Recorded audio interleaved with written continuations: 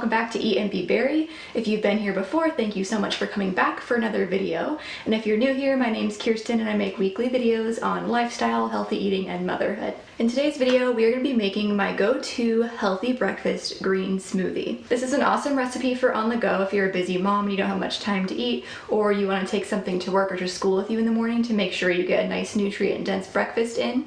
Grab this and you're good to go and head out the door. This particular smoothie recipe is great for weight loss, not because it's really low in calories, because it's not. It's actually a very normal meal, calorically wise, but because it's going to keep you full for a long time. It can satisfy your sweet tooth, and this way you make sure you're actually eating breakfast, because skipping breakfast and waiting until later in the day for lunch usually means that you might go a little bit crazy and eat a whole bunch of junk for lunch that you wouldn't eat if you had eaten a balanced breakfast and stayed satisfied throughout the morning. The recipe I'll be making today is my base vanilla recipe. It's kind of like a healthy vanilla milkshake, but if you want to see 4 different variations and some tweaks you can do on this to get 4 different flavors, stick around till the end and I'll go over those as well.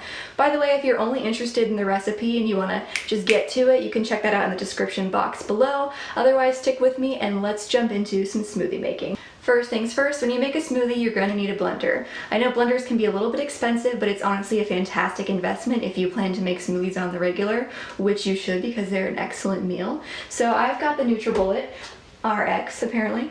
I got this on Amazon, but I see them at Costco all the time. They usually run about $100. And again, it's a really good investment for your health. I love the NutriBullet cups because they are a nice size for a good size personal smoothie. It comes with lids that you can put on and then just take this with you, and it's packaged and nice and ready to drink. Our first ingredient we're going to be using is some frozen greens. You can use kale or spinach or whatever type of leafy green that you want to do. I always buy this Earthbound Farm organic big bag of greens from Costco because it's nice and affordable. And then I just stick this whole bag in my freezer right when I get home because I'm only going to use this for my smoothies. Quick tip is if you freeze your greens, it really helps create that more frosty, icy consistency if you like that in your smoothies. I personally think drinking a warm-ish, an icy smoothie with vegetables in it of any kind is just really gross. So freeze them, you'll enjoy it a lot more. We are going to use 2 cups of greens here. So got my measurement. We're just going to fill this little measuring cup up and compact them down a little bit because greens have a lot of extra space.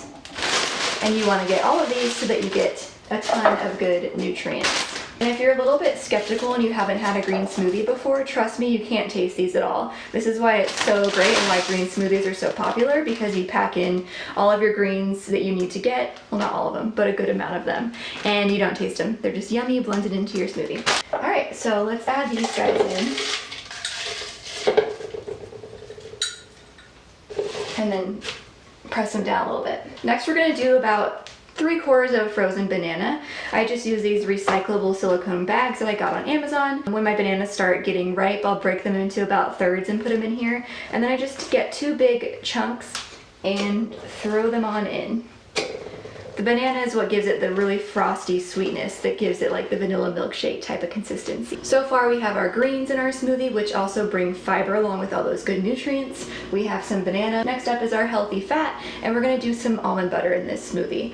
When you get nut butters though, make sure you check the ingredients and make sure that they're very simple, such as this one, which is just roasted almonds. Literally only almonds in here. All you ever want to see in a nut butter is probably the actual nut and maybe some salt, if anything. We're going to do a tablespoon of almond butter into our smoothie today. Now, the reason it's so important to include a healthy fat in your smoothie is 1, because it's going to help keep you full, it's going to help balance out your blood sugar, and you also need a fat to help your body absorb all the nutrients that are in your greens. So always include something like a nut butter or avocado or a coconut oil. Next, we're going to add some chia seeds because these have both fiber and omega-3s. Fiber is good for your digestive health. It keeps things moving, if you know what I mean. And omega-3s are good for making your good cholesterol higher. Let's add a tablespoon of these. You're going to need a protein powder. I like this Orgain one, and for this specific recipe you need a vanilla one. I do like to stick with a plant-based protein for this smoothie just because I think it's nice to have some meals that are fully plant-based with no dairy or animal products in them, but it's up to you. If you prefer whey protein or whatever kind of protein powder you like, go for that. So we're just going to add 1 scoop of this in here. I will note the serving size is, I think, 2 scoops. Yeah, that's just too much protein for me. I don't like the taste of that. So I find that 1 scoop still keeps me full for a long time and still tastes really good. Next, we're going to add 1 cup of any kind of nut milk that you like, or plant-based milk. I prefer almond milk. I get the Cup Unsweetened one. Whether you're doing almond milk or coconut milk, oat milk, whatever you want, just make sure it's not sweetened, because you get plenty of sweetness from the banana and from the protein powder that's already in there, and you don't need the extra sugar and calories coming from your almond milk, or whatever milk you're going to use. Let's put in our 1 cup.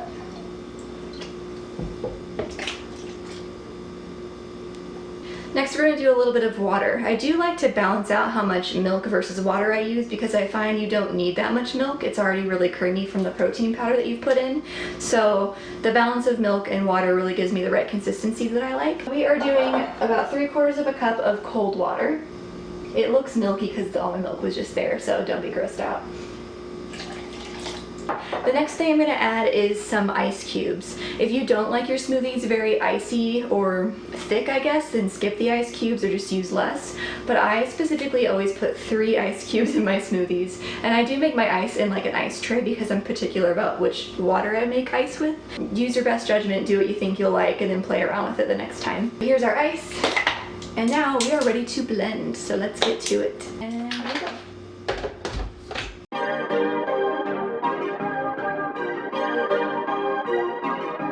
Alright, we are all done blending. We're ready to go. For NutriBullet, all you gotta do is take it off, unscrew the lid for the blender base. If you're taking this on the go, just throw a lid on or pop in a straw and you're ready to drink it at home.